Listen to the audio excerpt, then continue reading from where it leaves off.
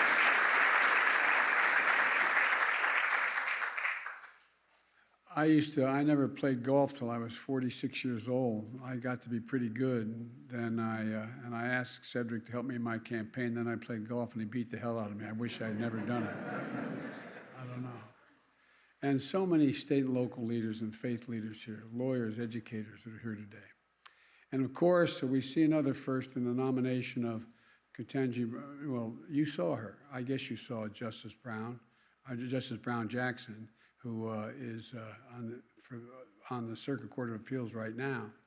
She is an incredible woman. This is a woman who graduated magna cum laude from Harvard. She graduated, she was the editor of the Law Review. She has done so many other things, but I want to make it clear, not only is she eminently qualified, there were so many others I had to choose from. I can tell you, Jim has supported all the nominees, but the one he most supported was from South Carolina. I've already nominated her to be on the Circuit Court of Appeals, the second highest court in the nation.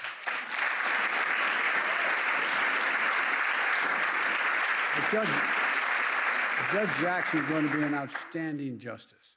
She's part of an incredible group of black women who I've nominated to the federal bench. We've nominated more black women to the federal bench than any administration in the history of the United States of America.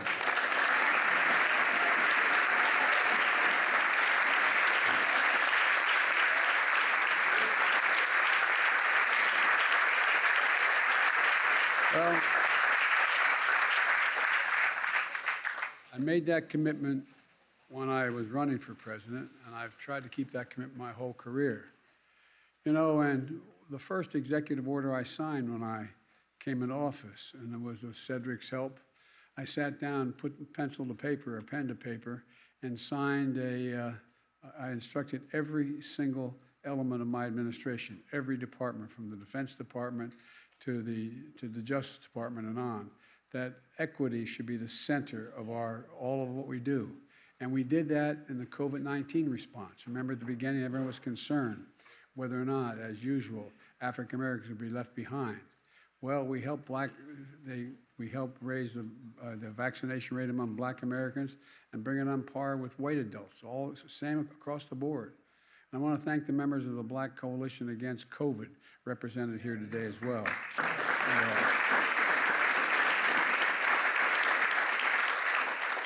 And I also want to thank Derek Jones, also as D-Nice, for being, stand up, man. Let them see who you are.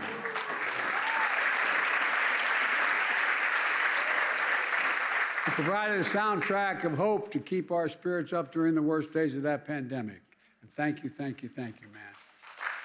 You know, when I took office, I said the American story depends not on how many of us, any one of us, not on some of us, but on all of us, So we're investing in all of us. So many of you here helped enact the American Rescue Plan to deliver immediate economic relief, with rescue checks to tax cuts to eliminate, and the estimate is that we've cut black poverty by over 30%. We reduced child poverty by more than 50% in the black community. The American Rescue Plan also included historic funding that allows cities and states to invest in community violence intervention programs and keep neighborhoods safe.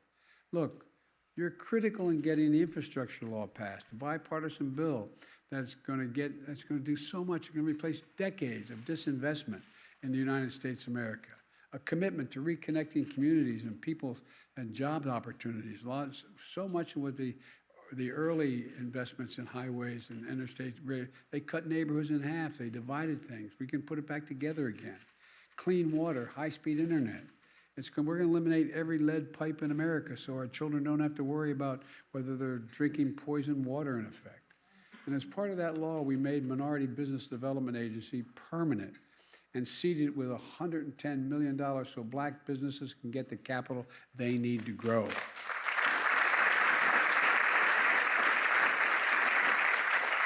And I'm also proud to be joined by Opal Lee when we made the Juneteenth the first federal holiday in the last 40 years.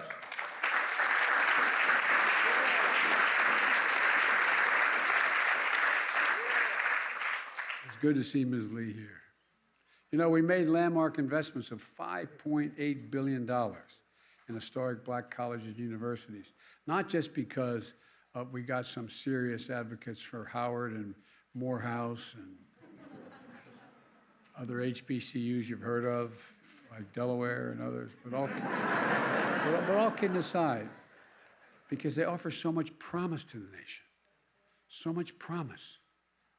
It's good to see many HBCU leaders here tonight, including Dr. Devon Williams of Delaware State, Tony Allen, Tony at Delaware State, chair of the board of advisors of HBCUs. And look, and I want all of you to know, we're ready to closely investigate the cowardly, un-American bomb threats against HBCUs. That's underway.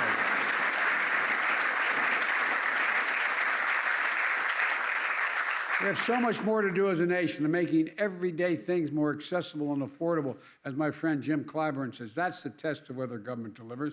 Are they accessible and affordable? Prescription drugs, child care, housing, make health care more affordable, and make progress on black maternal health, something that Kamala has been leading the effort on. To end cancer as we know it, by putting science and technology to work to address the inequities in testing and diagnosis and access to care. And, you know, we've got to work to deliver police and criminal justice reform as well. Even though Congress isn't acting, we are making changes in federal law enforcement policies, banning chokeholds, restriction on no-knock warrants, requirements on for federal agents to wear and activate their body cameras, ending the Department of Justice use of private prisons. All this is happening. And the Justice Department has opened pattern and practice investigations for systemic police misconduct in several key police departments in the country. We've just got to stay on it. With your help, we're going to keep pushing on this. And we're protecting our country's threshold liberty, the sacred right to vote, which I've never seen is under such attack. You know, it's always made it harder for blacks to vote, but this is trying to be able to figure out how to keep the black vote when it occurs from even counting. Over the past year, we've directed federal agencies to promote access to voting. We've appointed top civil rights advocates to help the U.S. Department of Justice, which has doubled the number of voting rights enforcement folks on their staff. And again, we call on Congress, pass the John Lewis Voting Rights Act. Pass the Freedom to Vote Act. We can do this. The American people agree with us.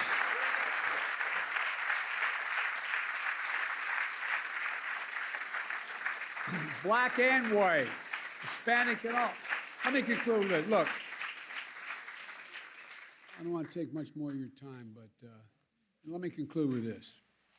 I know progress can be slow and frustrating, but I also know it's possible. If we work together, if we keep the faith, if we remember the changes and charges that were passed down to us from all those who came before us, many sitting in this room right now. You've heard, you know, as you've heard, we had a wonderful exhibit downstairs celebrating Black History Month. And I want to thank Lonnie Bunch and the Smithsonian, as well as the Library of Congress for giving us access to their collection. When I introduced Judge Jackson on Friday out in the hallway here, I thought about the display that holds the signature of the judicial oath of office sworn and signed by Thurgood Marshall himself. It was Justice Marshall who reminded us in a speech shortly before he died, and I quote, "America can do better because America has no choice but to do better." America has no choice but to do better. It's a powerful reminder of the history of the journey of America and the power each of us hold to write more just and hopeful chapter. And I really mean it. I am more optimistic about our chances to bring equity to this country than we ever had before now. And if you wonder about it, just take a look. Take a look at the reason I have so much hope is the younger generation. Those folks from grade school through 30 years of age. Look at what's going on. Look at how they act with one another. There's not this isolation. There is everything you see from television commercials down to how we act with one another. We have so much going for us. We got to just let them have their shot. Folks, I want to thank you all for being here. I really mean it. I want to thank you for all you've done, all that we can do, and being committed that we're going to do so much more. So thank you, thank you, thank you. May God bless you all. Thank you.